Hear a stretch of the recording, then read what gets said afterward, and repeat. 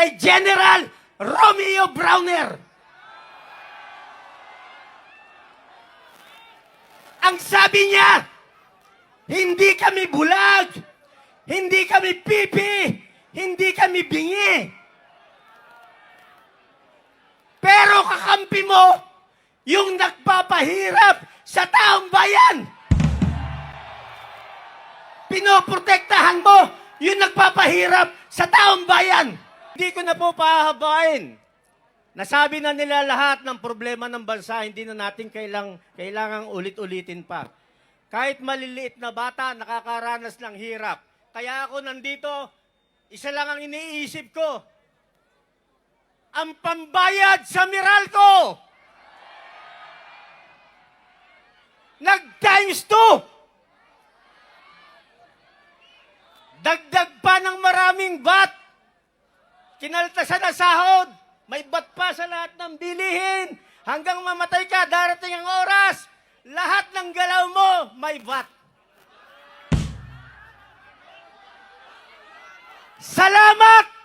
Kakpo, hindi po ako isang kapatid, pero mahal ko po ang ating mga kapatid. Kung wala po kayo, walang mag-guide, walang magsisimula, walang magtataguyod ng katotohanan. Hindi natin makakamit ang ating ninanais. Nagpapasalamat ako on behalf ng United People's Initiative sa pamumuno ni Major General Romy Pukis. Maraming salamat po sa inyong lahat. Ang panawagan ko, iglesia lang ba ang gustong mabago ang bansang ito? Nasaan ang ibang religious denomination? Kakampi ba sila nung mga evil na kalaban ng taong bayan? Nasaan sila? Bakit wala rito? Bakit iglesia lang? Nananawagan po ako sa lahat. Lahat kayo na gustong mabago ang bansa natin sa isang mapayapang paraan, sumama kayo dito. KUGC, GIL, lahat ng evangelical churches,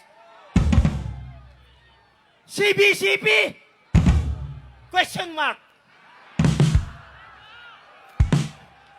Bakit kayo natatawa? Bakit kayo natatawa? Dahil mas disiplinado ang mga kapatid natin. Mas may paninindigan ang mga kapatid natin. Darating ang panahon, ang pinakamalaking denomination ng isang religious community ay ang INC.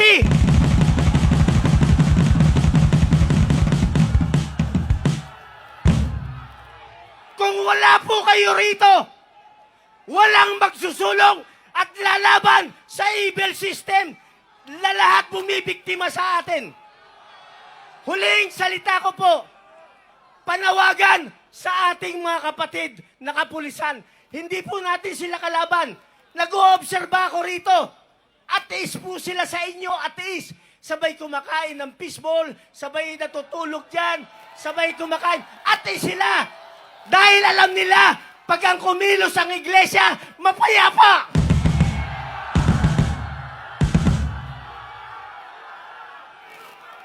Ramdam natin yan. Ramdam ba natin? Nakakampi natin yung mga kapatid natin kapulisan?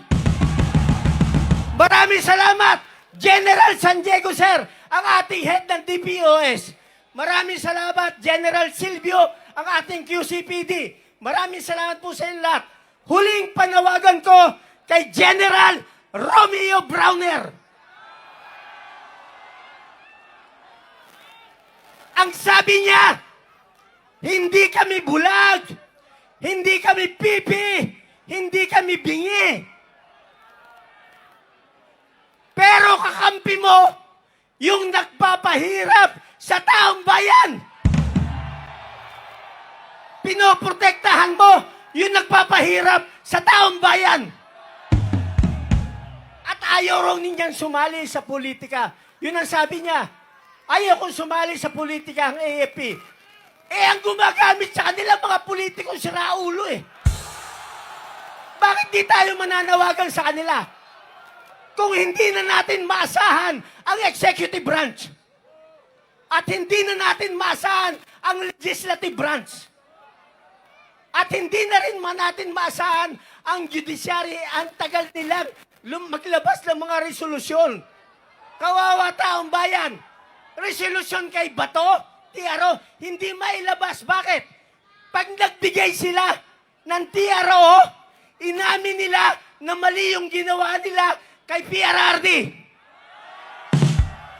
Pag kumampi naman sila sa gobyerno, pag kumampi ang justice system natin, Supreme Court sa gobyerno at ICC, inamin nila na mayroon ng failure ng justice sa bansa natin. So anong gagawin nila? Papatagalin lang nila. Kung hindi na natin maasahan ang tatlong branches na yan, na dapat kahit isa man lang may nagpoprotekta sa atin, sino pa asahan natin? Ang mga kapulisan, nagagamit nila sa kanilang interes. Ang kasundaluhan, nagagamit nila para gipitin ang taong bayan.